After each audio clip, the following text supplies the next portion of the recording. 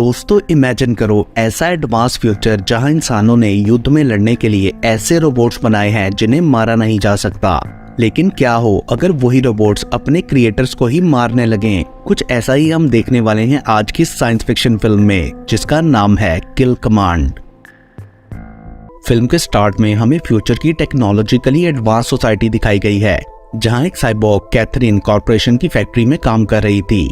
तभी उसे एक मैसेज आता है जो किसी डिवाइस पर नहीं बल्कि सीधा उसके माइंड में ही डिलीवर हुआ था, और उसमें दिखाया जाता है कि SAR स्टडी एनालाइज रीप्रोग्राम नाम के रोबोट में कोई मसला आया था। ये युद्ध में लड़ने वाले रोबोट थे। कैथरीन इस बारे में अपने बॉस को बताकर एक्सप्लेन करती है कि सिर्फ आज के दिन में ही 15 लाख बार रोबोट्स को रीप्रोग्राम किया गया, जो कि काफी अनयूजुअल था। बट बॉस आगे से उसे कांग्रेट्स करता है। मीनवाइल हम मिलिट्री बेस में कैप्टन डेमन बुक्स को देखते हैं, जो अपने एक टीम मेंबर ड्रिफ्टर से रिपोर्ट मांगता है, जिस पर वो बताता है कि उनकी टीम को ट्रेनिंग एक्सरसाइज में जाने का ऑर्डर मिला है। कैप्टन बुक्स ये सुनकर खुश नहीं होता, और तभी उसने पास बैठी कैथरीन को भी नोटिस किया था। सो वो सोल्जर इंचार्ज से बात करने जाता है कि ये सब क्या चल रहा है, क्योंकि उसकी टीम काफी टाइम से ट्रेनिंग कर रही थी। बट इंचार्ज कहता है कि इस बार उनकी टीम को 2 दिन के लिए हार्बिंगर आइलैंड जाना है, क्योंकि ऑफिसर्स को कॉम्बैट टाइम वाले सोल्जर्स चाहिए थे। और कैथरीन भी एज अ टेक गाइड उनके साथ जा रही थी, क्योंकि उसे SAR रोबोट्स में आई प्रॉब्लम को चेक करना था। उसके बाद कैथरीन खुद को कैप्टन से इंट्रोड्यूस कराते हुए बोलती है कि मैं ट्रेनिंग सेशन में रोबोट्स पर और आप लोगों पर नजर रखूंगी। वो उसे वहां आई प्रॉब्लम के बारे में कुछ नहीं बताती। कैप्टन बुक्स कैथरीन को अपना आई स्कैनर बंद करने को कहता है, बट वो बोलती है ये नहीं हो सकता। उसके बाद प्लेन में बैठने पर कैथरीन कैप्टन बुक्स की टीम से मिलती है, जिसमें Drifter, Robinson, Cutbill, Goodwin, Hackett and Loftus थे। टेक ऑफ के बाद सब टाइम पास करने लगते हैं, बट कैथरीन उन्हें स्कैन करके उनके बारे में जान रही थी। वो सब काफी अच्छे दोस्त थे। कैथरीन देखती है कि रॉबिन्सन की आइज में भी टेक इम्प्लांट्स थे। वो उसे डराने के लिए गन पॉइंट करता है, तो कैथरीन ये कहकर उसे शॉक कर देती है कि मैं किसी भी वेपन को देखकर ही उसे कंट्रोल कर सकती हूँ। देन लोकेशन के करीब पहुंचने पर बुक्स टीम को इंस्ट्रक्शंस देता है और बोलता है कि यहाँ उन्हें मॉनिटर भी किया जाएगा। तभी कैथरीन को पता चलता है कि ग्लोबल नेटवर्क पर उसकी एक्सेस खत्म करके सिर्फ लोकल एक्सेस दी गई है। आइलैंड पहुंचने पर AI प्लेन उन्हें एक पुरानी फैसिलिटी के बाहर छोड़कर चला गया था। बुक्स फैसिलिटी के अंदर जाकर चेक करता है तो वहाँ कोई भी नहीं होता। बाहर भी कोई मॉनिटरिंग ऑफिसर्स नहीं थे, जो कि काफी अनयूजुअल था। बट वो लोग इस चीज को इग्नोर कर देते हैं। कैथरीन के पूछने पर बुक्स बताता है कि उनके पास कोई ग्राउंड सपोर्ट भी नहीं है, जिससे कैथरीन को खतरे का अंदाजा हो गया था, क्योंकि वो प्रॉब्लम के बारे में पहले से ही जानती थी। बट वो बुक्स को कुछ नहीं बताती। उसके बाद सब आगे बढ़ते हुए फैसिलिटी से बाहर एक जंगल में पहुंचते हैं, जहां बुक्स कटबिल को ड्रोन भेजने के लिए कहता है ताकि वो लोकेशन ढूंढ सकें। आगे बढ़ते हुए कैथरीन को पेड़ों के बीच एक अननोन ड्रोन नजर आता है। देन लोकेशन पर पहुंचकर सब अपनी पोजीशन ले लेते हैं। ड्रिफ्टर कैथरीन के साथ था कि तभी 3 स्ट्रेंज ड्रोन सामने आकर उन्हें स्टेयर करने लगते हैं। कैथरीन ड्रिफ्टर को गोली चलाने से रोक देती है।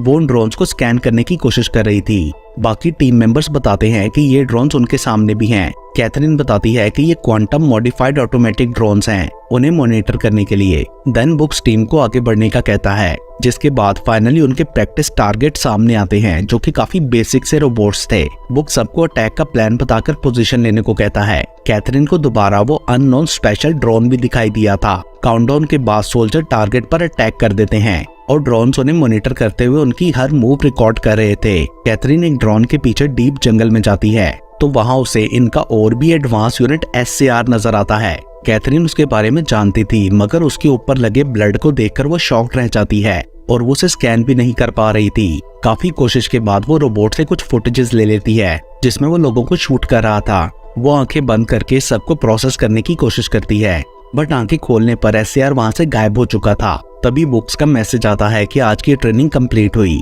जिसके बाद वो सब कैंप लगाकर बातें करने लगते हैं। बट कैथरीन एक तरफ अकेली बैठी थी। वो SAR से ली गई फुटेज को दोबारा चेक कर रही होती है कि तभी ड्रिफ्टर उसके पास आता है। वो पूछता है कि तुम कहाँ चली गई थी, बट कैथरीन असल बात नहीं बताती। साथ ही ड्रिफ्टर के पूछने पर कैथरीन रिवील करती है कि वो हमेशा से ऐसी नहीं थी। 11 साल की उम्र में उसे पैरालिसिस हो गया था, जिस पर हार्बिंगर कंपनी ने उसे AI में बदल कर उसकी जान बचाई, और तब से ही वो उनके लिए काम कर रही थी। कैंप में वापस जाने पर बुक्स ड्रिफ्टर से पूछता है कि क्या कैथरीन ने तुम्हें इस मिशन के बारे में कुछ बताया, जिस पर वो बोलता है कि कैथरीन को एक्सेस नहीं मिल रही, न जाने क्यों। बट बुक्स इस बात पर बिलीव नहीं करता। उसे कैथरीन और इस ट्रेनिंग दोनों में कुछ गड़बड़ लग रही थी।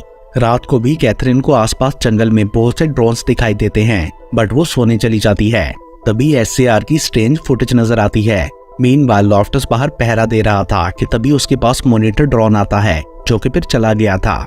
उसी पल लॉफ्टस को एक आवाज आती है और वो गन की लाइट में देखता है कि एसएआर उसकी तरफ आ रहा था। लॉफ्टस उसे शूट करने की कोशिश करता है, मगर उस पर कोई असर नहीं होता।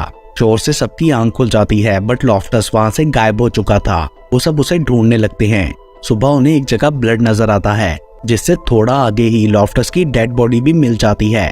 कटबिल ये देखकर काफी इमोशनल हो गया था, बट बुक सबको डिफेंसिव पोजीशन लेने को कहता है, क्योंकि किसी भी टाइम अटैक हो सकता था।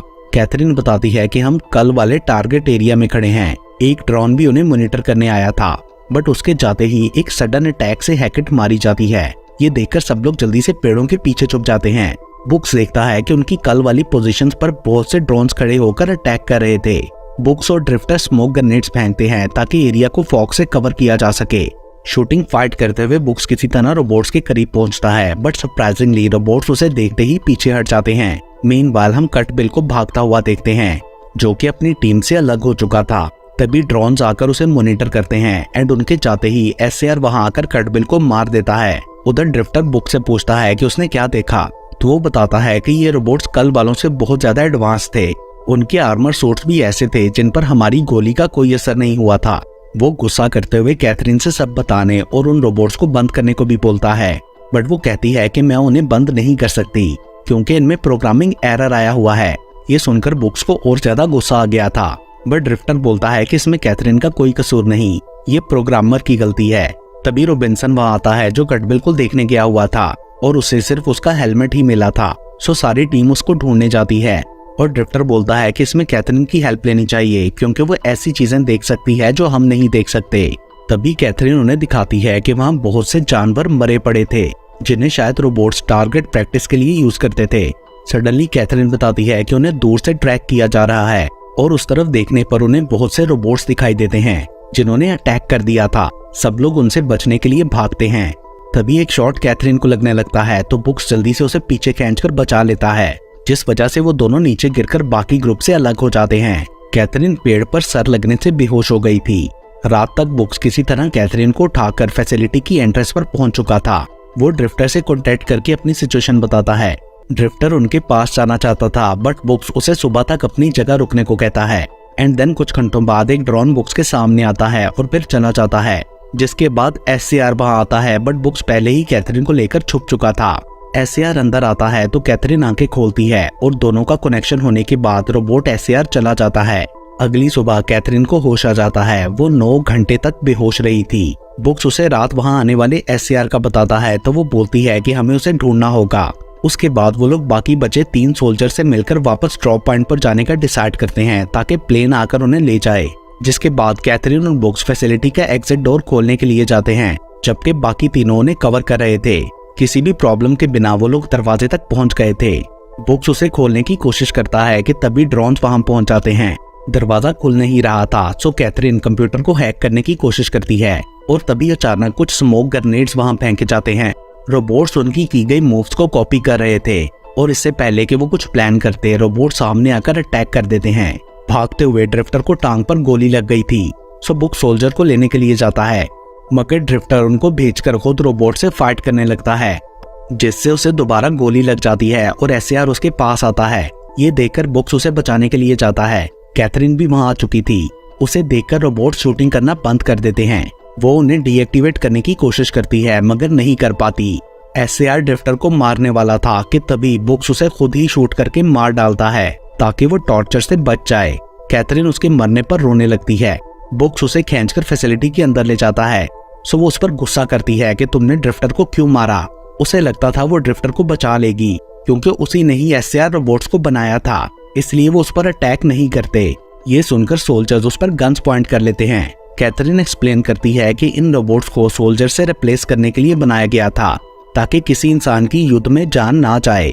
इनमें किसी भी चीज को सीखकर अडॉप्ट करने की खूबी थी, बट कैथरीन को समझ नहीं आ रहा था कि अब रोबोट्स इन सबको क्यों मार रहे थे, उन्हें इतना एडवांस किसने किया और इनकी टीम को यहाँ ट्रेनिंग एक्सरसाइज के लिए किसने और क्यों भेजा।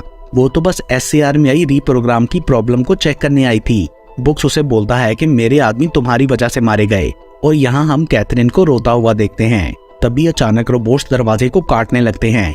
उन सबको छुपने के लिए कोई सही जगह चाहिए थी, जिसके लिए कैथरीन उन्हें एक और रूम में लेकर जाती है, जहां लाइट ऑन करने पर वहां बहुत सारे SCR मॉडल्स मिलते हैं। बुक्स कैथरीन को उन्हें ऑन करने से मना करता है। देन वो अगले दरवाजे से अंदर जाते हैं तो वहां उन्हें फैसिलिटी के सब एम्प्लॉयज की डेड बॉडीज मिलती हैं। कैथरीन एक स्क्रीन के थ्रू लोकल नेटवर्क से कनेक्ट करने की कोशिश करती है, मगर नहीं कर पाती। बुक्स बोलता है कि हम कंट्रोल रूम में हैं और यहाँ से रोबोट्स को स्लो डाउन कर सकते हैं। तभी कैथरीन उन्हें उस रूम में लॉक करके एक SCR को एक्टिवेट कर लेती है ताकि उससे इन्फॉर्मेशन ले सके। क्योंकि सभी SCRs आपस में कनेक्टेड थे, तो उसका ख्याल था कि वो एक के थ्रू ही सारी इन्फॉर्मेशन ले लेगी। सो स्पीच प्रोग्राम ऑन होते ही SCR कैथरीन के सवालों का जवाब देने लगता है। उसे ह्यूमन कॉम्बैट प्रोग्राम चलाने के ऑर्डर्स थे, जिसे कैथरीन कैंसिल करने की कोशिश करती है बट नहीं कर पाती। रोबोट बताता है कि ट्रेनिंग सब्जेक्ट सही से परफॉर्म नहीं कर रहे थे, इसलिए उन्हें और मोटिवेटेड टारगेट्स चाहिए थे। तभी कैथरीन को समझ आता है कि गार्डियन SCR ने ही ट्रेनिंग की रिक्वेस्ट भेजी थी और इन्होंने खुद से ही अपने आप को रीप्रोग्राम किया है। सो वो पूछती है कि ये ट्रेनिंग कब कंप्लीट होगी, तो रोबोट बोलता है कि कोई स्पेसिफिक टाइम नहीं है। तभी सोल्जर्स कैथरीन से दरवाजा खोलने को कहते हैं बट वो नहीं सुनती। वो दोबारा से SCR में एक्सेस लेना चाहती थी बट नहीं कर पाती, और वो गार्डियन रोबोट्स बाकी सब SCRs को एक्टिवेट करने लगता है। सडनली बाहर से दरवाजा काटकर रोबोट्स अंदर आने लगे थे और वो सभी कैथरीन की तरफ बढ़ने लगते हैं, मगर तभी रॉबिन्सन किसी तरह दरवाजा खोलकर कैथरीन को अंदर खींच लेता है, जिसके बाद रोबोट्स उस दरवाजे को भी काटने लगते हैं। उधर कंट्रोल रूम में बुक्स ने बॉम्ब सेटअप कर लिए थे। इतनी देर में रोबोट्स भी अंदर आ चुके थे और उनके पास भागने के लिए बहुत कम समय था, बट तभी एक जोरदार ब्लास्ट होता है। कैथरीन के अंदर फिर से इलेक्ट्रोमैग्नेटिक डिस्टर्बेंस होती है, जिससे उसे पता चलता है कि रोबोट्स के पास EMP ग्रेनेड्स हैं एज अ सेल्फ डिस्ट्रक्टर। किसी तरह वो सब बचकर बाहर निकल गए थे, जहां उन्हें बहुत सारी डेड बॉडीज, अबैंडन्ड बिल्डिंग्स और ट्रेनिंग इक्विपमेंट्स मिलते हैं। कैथरीन वापस अंदर जाकर एक डिस्ट्रॉयड रोबोट का EMP ग्रेनेड ले आती है और सोल्जर्स वेपन्स डिवाइड करके पोजीशन ले लेते हैं। उधर कैथरीन रोबोट के थ्रू अपने साथियों की डेथ फुटेज देखकर इमोशनल हो गई थी। अब सब लोग रेडी होकर रोबोट्स के आने का वेट करने लगते हैं। कैथरीन बुक्स को ग्रेनेड का बताते हुए कहती है कि ये रोबोट्स को डीएक्टिवेट कर सकता है। हम इसे SCR लीडर को मारेंगे, जिससे बाकी सब यूनिट्स खुद ही रुक जाएंगे। ये सुनकर बुक्स बोलता है कि इस एक्सप्लोजन से तो तुम भी मर सकती हो, बट वो बोलती है कि हमारे पास सिर्फ यही एक ऑप्शन है। इंतजार करते हुए सारी रात गुजर जाती है एंड फाइनली सुबह रोबोट्स आते हैं। सब लोगों ने अपनी अपनी पोजीशन ले रखी थी।